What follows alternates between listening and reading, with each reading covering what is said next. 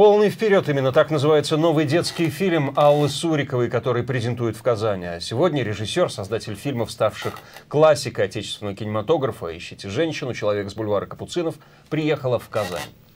В эти минуты идет творческий вечер Аллы Суриковой, почетного гостя 10-го Казанского международного фестиваля мусульманского кино. Она представляет зрителям фрагменты своих картин разных лет и рассказывает о процессе киносъемок. С Аллой Суриковой сегодня встретилась и Полина Кострицкая.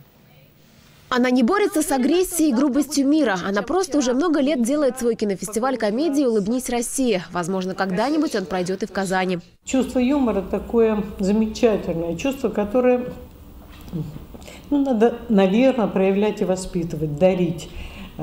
Особенно в школах, в официальных учреждениях я бы ввела, в Думе, там, в госучреждениях час юмора, чтобы они расслаблялись и рассказывали анекдоты друг другу.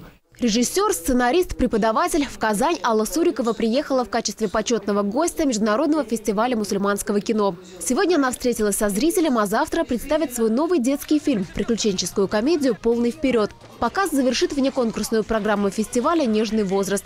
В мире, где столько агрессии, часть ее как бы сваливается на религиозной почве, очень важно, чтобы мусульманский фестиваль нес свет, любовь, тепло, добро, чтобы о нем говорили, чтобы показывали, чтобы знали. По мнению Аллы Суриковой, сегодня одна из главных задач кинематографа – возрождение детского кино, чтобы дети воспитывались на добрых отечественных картинах.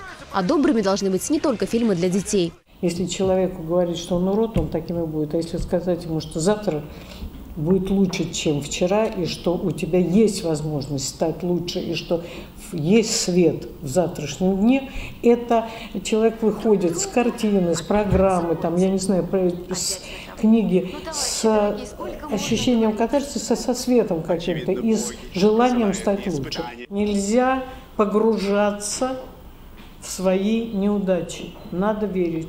Жизнь – это полосы.